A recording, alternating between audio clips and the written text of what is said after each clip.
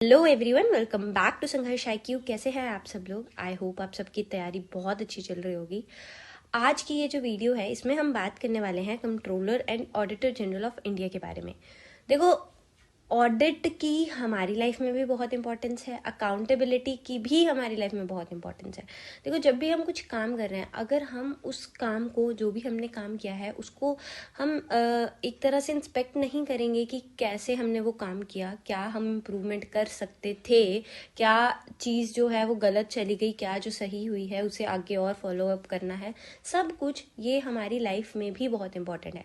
देखो, ये कंट्रोलर जो कैग हैं, CAG हैं, इनका रोल हम देखेंगे कि हमारी गवर्नमेंट में या फिर जो भी इंडियन पॉलिटिकल सिस्टम में इनका रोल देखेंगे। बट मैं आपको आपकी लाइफ में भी इन जनरल बता रही हूँ कि आप खुद से या अपने कोई भी आपका बड़ा या जो भी जिसे भी आप समझते हैं कि ये पर्सन मेरे लिए इम्पोर्टेंट है या उसके लिए मैं भी इम्पोर्टेंट हूँ और वो ध्यान रख सकता है कि मैं काम सही से कर रहा हूँ या नहीं, तो हर 10-15 दिन के बाद बैठो और डिस्कस करो कि मैंने 15 दिन में ये पढ़ा, मैंने ऐसे पढ़ा, मैं क्या बेटर कर सकता था, मैं कहाँ गलत चला गया, मैं कैसे उसे सही कर सकता हूँ। हर एक चीज़ टाइम टू टाइम अगर आप रिव्यू करते रहोगे तो एक तो आपकी गलतियाँ जो हैं आप सुधारते रहोगे टाइम टू टाइम, और इससे क्या होगा कि आपको आपकी मंजिल थोड़ी सी जल्दी मिल जाएगी। ठीक है, तो देखो, एक इंसान जो अपनी गलतियों से सीखता है वही इंसान जो है लाइफ में आगे बढ़ सकता है। अपनी गलतियों से भी सीखो, दूसरों की गलतियों से भी खुद ही सीख जाओ, समझदार बनो। तो इसीलिए ऑडिट करो, एक अकाउंटेबिलिटी रखो, कोई एक पर्सन रखो ऐसा जिसको आप बताओ कि देखो ये 15 दिन का मेरा गोल है और ये 15 दिन में मैंने अचीव करना है, और वो इंसान आपको बार बार जो है मतलब पुश करता रहे कि आपको ये करना है, आपको ये करना है। बट वो जो गोल है वो रीजनेबल रखो। ऐसे नहीं है कि अनरियलिस्टिक गोल्स रख लो आप शुरू में ही और फिर वो अचीव ना हो और आप डिमोटिवेट हो जाओ। एक रियलिस्टिक गोल रखो, छोटे छोटे गोल्स रखो, उनको अचीव करो। जैसे जैसे छोटे छोटे होते रहेंगे उन्हें थोड़ा थोड़ा इंक्रीज करते रहना अपना वर्कलोड, पर एकदम से खुद को तंग नहीं करना। ठीक है, तो चलो, बहुत हो गई ये लाइफ की बातें। अब फटाफट से वीडियो देखते हैं कि controller and auditor general of India है कौन और है क्या। तो जो कैग है वो एक इंडिपेंडेंट अथॉरिटी है, कॉन्स्टिट्यूशनल अथॉरिटी है। ठीक है, और ये हेड हैं Indian audit and account department के, एंड चीफ गार्डियन है पब्लिक पर्स के। तो हमारे जो भी लोग हम टैक्सेस पे कर रहे हैं या जो भी हमारा जो एक जिससे भी हमारे ऊपर जो भी खर्चा किया जाता है, तो जो पब्लिक पर्स है उसके चीफ गार्डियन है, Indian account and audit department के हेड हैं।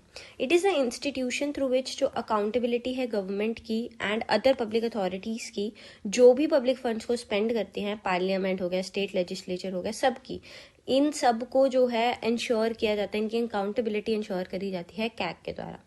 इस टाइम जो कैग हैं वो कौन है? श्री गिरीश चंद्र मुर्मू। तो ये नाम आपको याद रखना है, स्टेट एग्जाम्स में आपसे पूछा जा सकता है। नेक्स्ट इज आर्टिकल 148 जो है वो इंडिपेंडेंट ऑफिस ऑफ कैग के बारे में हमें प्रोवाइड करता है। तो आर्टिकल 148 के अंदर कैग जो है वो प्रोवाइड किया गया है। कैग हेड है Indian audit and accounts department का, उसे गार्डियन ऑफ पब्लिक पर्स बोला जाता है। ड्यूटी क्या है कैग की? अपहोल्ड करना है constitution of India, laws of parliament in the field of finance administration. तो फाइनेंस एडमिनिस्ट्रेशन के अंदर कॉन्स्टिट्यूशनल प्रोविजन को अपहोल्ड करना है और लॉज ऑफ इंडिया को भी अपहोल्ड करना है। देखना है कि सब कुछ कानूनी तरीके से हो रहा है, कॉन्स्टिट्यूशन के अकॉर्डिंग हो रहा है। जो कैग है वो गाइड की तरह काम करता है, friend, philosopher, public accounts committee के काम करता है। तो आपसे ये क्वेश्चन पूछा जा सकता है, पब्लिक अकाउंट कमेटी का गाइड या फ्रेंड, फिलोसफर की तरह कौन काम करता है? तो CAG, CAG। Doctor BR Ambedkar ने बोला था कि जो कैग है वो मोस्ट इंपॉर्टेंट ऑफिसर होगा under the constitution of India. तो ये भी बात आपको याद रखनी है, ऐसे क्वेश्चन पूछ लिए जाते हैं। Next is appointment. तो जो कैग है वो प्रेसिडेंट ऑफ इंडिया के द्वारा अपॉइंट किया जाता है under his warrant and seal. ये जो है 6 साल तक ऑफिस को होल्ड करते हैं, या फिर 65 ईयर्स की उम्र की तक, जो भी पहले हो जाए। ठीक है, वो चवर इज अर्लियर। फिर ये रिजाइन कर सकते हैं लेटर प्रेसिडेंट को ही देके। उनकी जो रिमूवल है वो सिमिलर ग्राउंड्स पे होती है, जैसे कि जज ऑफ सुप्रीम कोर्ट, और इन्हें जो है प्रेसिडेंट के द्वारा रिमूव करा जा सकता है। मतलब यही सिमिलर ग्राउंड्स कैसे होंगे? On the basis of resolution जो पास करेगी दोनों हाउसेस पार्लियामेंट, स्पेशल मेजोरिटी के साथ। ग्राउंड क्या होंगे? प्रूव्ड मिसबिहेवियर और इनकैपेसिटी। तो सुप्रीम कोर्ट के जज को भी ऐसे रिमूव किया जाता है। प्रेसिडेंट जो है रिमूव करते हैं रेजोल्यूशन जो भी पास हुआ होता है पार्लियामेंट में, दोनों हाउस स्पेशल मेजोरिटी के साथ। और क्या ग्राउंड्स होते हैं? प्रूव्ड मिसबिहेवियर और इनकैपेसिटी। ठीक है। तो जो subscribe before the president and oath और अफर्मेशन, ठीक है, तो ये ओथ वगैरह है, जो भी अफर्मेशन है, ये प्रेसिडेंट के आगे लेते हैं क्या, कि जो वो है true faith and allegiance bear करेंगे कॉन्स्टिट्यूशन ऑफ इंडिया के लिए, अपहोल्ड करेंगे sovereignty and integrity of India, faithfully and duly जो है अपनी बेस्ट एबिलिटी, नॉलेज और जजमेंट पे अपने ऑफिस की सारी ड्यूटी जो है उन्हें निभाएंगे बिना किसी डर के, फेवर के या कोई भी बुरी सोच रखे, और कॉन्स्टिट्यूशन एंड लॉज को अपहोल्ड करेंगे। ये इनकी ओथ एंड अफर्मेशन के अंदर होता है। Next is independent rule of CAG. तो सबसे पहले देखो ये इंडिपेंडेंट कैसे हैं। सबसे पहली आ गई सिक्योरिटी ऑफ टेन्योर, ठीक है। ये जो है ऐसा नहीं है कि प्लेजर ऑफ प्रेसिडेंट के उस पर काम करता है, जी नहीं। जब भी ये अपॉइंट होते हैं, इनकी 6 ईयर की टर्म होती है, 65 ईयर तक ये जो है काम कर सकते हैं। और दूसरी बात, अगर इन्हें रिमूव करना है तो बहुत लंबा चौड़ा प्रोसेस है, सुप्रीम कोर्ट के जज की तरह इन्हें रिमूव किया जाता है, और ये फर्दर एलिजिबल भी नहीं होते ऑफिस के लिए। तो ये भी नहीं है कि इनको कोई लालच होगा कि अगर मैं सरकार के लिए काम करूंगा मैं फिर से आऊंगा, ये फर्दर एलिजिबल ही नहीं है। इनकी जो सैलरी वगैरह है वो पार्लियामेंट डिटरमिन करती है, और इनकी जो सैलरी होती है वो सुप्रीम कोर्ट के जज की जितनी होती है। सैलरी और राइट्स जो है एक बार ये अपॉइंट हो गए, उनको ऑल्टर नहीं किया जा सकता उनकी डिसएडवांटेज के लिए। ऐसा नहीं है कि एक बार वो अपॉइंट हो गए और उनको लेट्स से 1 लाख सैलरी मिल रही है और फिर उन्होंने कुछ सरकार के अगेंस्ट कर दिया और सरकार को लगा कि इसकी सैलरी कम कर दिया है तो इसको 80K कर देते हैं। ऐसा कुछ नहीं हो सकता। एक बार वो अपॉइंट हो गए, अनलेस कोई फाइनेंशियल इमरजेंसी जैसी सिचुएशन है, उनकी सैलरी हो गई, उनके राइट्स हो गए, उनको ऑल्टर नहीं किया जा सकता। नेक्स्ट है conditions of service of persons in Indian audit and account service prescribe by president after consultation with CAG. तो जो भी लोग Indian audit and account service में काम कर रहे हैं, उनकी सारी कंडीशन ऑफ सर्विस जो है प्रेसिडेंट के द्वारा प्रिस्क्राइब की जाती है कैग को, CAG को कंसल्ट करने के बाद। Administrative expenses charge upon the consolidated fund of India. तो ये जो एडमिनिस्ट्रेटिव एक्सपेंसेस जो भी चार्ज किए जाते हैं कंसोलिडेटेड फंड ऑफ इंडिया, वो भी इनके निगरानी के अंदर ही रहते हैं। तो ये था इनका independent role. Next is constitutional provision. तो देखो 48 के अंदर अपॉइंटमेंट दी हुई है कि इनको जो है प्रेसिडेंट अपॉइंट करेंगे, फिर सैलरी दी हुई है, पार्लियामेंट बाय लॉ डिटरमिन करेगा। फर्दर ऑफिस यही लिखा है कि नॉट एलिजिबल, ना ही सेंटर ना ही स्टेट में। एक्सपेंडिचर चार्ज अपॉन CFI, तो जो एंटायर एक्सपेंस होगा इंक्लूडिंग इनकी सैलरी होगी, अलाउंस हो गए, पेंशन हो गए, ये सारी जो है charged upon consolidated fund of India होगी। तो ये कॉन्सेप्ट्स आपको इकोनॉमी बाद में पढ़ाए जाएंगे कि चार्ज अपॉन क्या होता है, ठीक है। Next is article 149, duties and powers to be determined by parliament. तो जो कैग है वो ड्यूटीज करेंगे और वो पावर्स उनके पास होगी जो भी पार्लियामेंट अंडर एनी लॉ बनाएगी। 150 में form of accounts of union and states, यहाँ पे बात करी गई कि जो अकाउंट्स हैं यूनियन के एंड स्टेट के, वो सारे उस फॉर्म में रखेंगे जो कि प्रेसिडेंट कैग की एडवाइस पे प्रिस्क्राइब करेंगे। तो कैग जो भी प्रेसिडेंट को एडवाइस करेंगे उसके हिसाब से ही सारे जो अकाउंट्स हैं उनको उस फॉर्म में ही रखा जाएगा। फिर आ गया रिपोर्ट्स ऑफ कैग, जो भी रिपोर्ट्स होंगी अकाउंट को रिलेटेड यूनियन के, वो सबमिट करेंगे प्रेसिडेंट को, जो कि उन्हें जो दोनों हाउसेस हैं उनके बिफोर ले करवाएंगे। सर्टिफिकेशन ऑफ नेट प्रोसीड्स, वो असर्टेन करेंगे एंड सर्टिफाई करेंगे नेट प्रोसीड्स को, कोई भी टैक्स हो गया, कोई भी ड्यूटी हो गई, उनका जो सर्टिफिकेट होगा वो फाइनल होगा। जो नेट प्रोसीड्स है यहाँ पे उनका मतलब है कि टैक्स और ड्यूटी में से जो कॉस्ट ऑफ कलेक्शन है उसको माइनस करते हैं। तो जो भी पैसे आएंगे, नेट प्रोसीड्स आएंगे, उनको असर्टन करना कि सही आए हैं नहीं आए हैं, ये सब काम, सर्टिफिकेशन देना, ये भी काम जो है CAG का है आर्टिकल 279 के अंदर। तो ये कॉन्स्टिट्यूशनल प्रोविजन है। अब ड्यूटीज एंड पावर्स क्या है इनकी, ये जो है ऑडिट करते हैं अकाउंट सारे एक्सपेंडिचर्स को लेके कंसोलिडेटेड फंड ऑफ इंडिया में से। नेक्स्ट है जो consolidated fund of each state में से, फिर consolidated fund of each union territory, जिसकी भी लेजिस्लेटिव असेंबली है। तो ये सब के अकाउंट्स को ऑडिट करते हैं।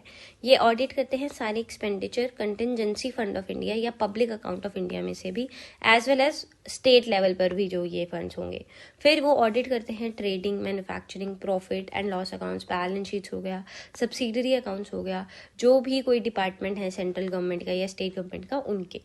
फिर ऑडिट करेंगे सारी ही ट्रांजैक्शन सेंटर और स्टेट गवर्नमेंट की रिलेटेड टू डेट, मतलब उधार, फिर sinking funds, deposits, advances, suspense accounts and remittance business. तो इनको रिलेटेड जो भी अकाउंट्स होंगे उनको भी ऑडिट करेंगे, जो भी ट्रांजैक्शंस होंगी उनको भी ऑडिट करेंगे।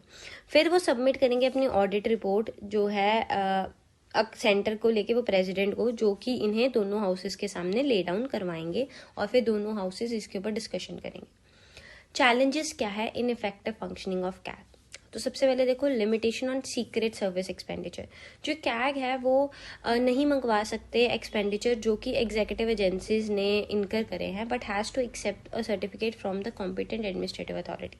ठीक है, तो क्या है कि जो भी एग्जीक्यूटिव एजेंसीज हैं जो सीक्रेट सर्विसेज वगैरह दे रहे हैं उनके ऊपर कैग का कंट्रोल नहीं है। वो उनको नहीं बोल सकते कि आप अपना एक्सपेंडिचर मुझे दिखाओ, और उनको जो भी सर्टिफिकेट प्रोवाइड कर देते हैं उसी को मानना पड़ता है कि ठीक होगा। फिर लिमिटेड पावर। जब भी कैग जो है इन्फॉर्मेशन मांगते हैं वेरियस डिपार्टमेंट से, उसमें बहुत ज़्यादा डिले होता है, और ऐसा कोई भी मतलब मैकेनिज्म नहीं है जिससे कैग इस चीज़ को जल्दी और इफेक्टिव तरीके से जो है करवा सकें। इसमें बहुत ज़्यादा डिले रहता है। फिर lack of clarity. Considerable debate जो है वो हो रखी है कि वेदर जो कैग है वो ऑडिट कर सकते हैं द पावर डिस्ट्रीब्यूशन कंपनीज और पब्लिक प्राइवेट पार्टनरशिप प्रोजेक्ट्स को। तो अभी तक काफ़ी चीज़ों को लेकर क्लैरिटी ही नहीं बनी है कि उनको ये चीज़ें देनी है, ये उनके ऑडिट के अंदर या अकाउंटेबिलिटी के अंदर आएंगे या नहीं आएंगे। फिर आ गया conflict of interest related to the appointment.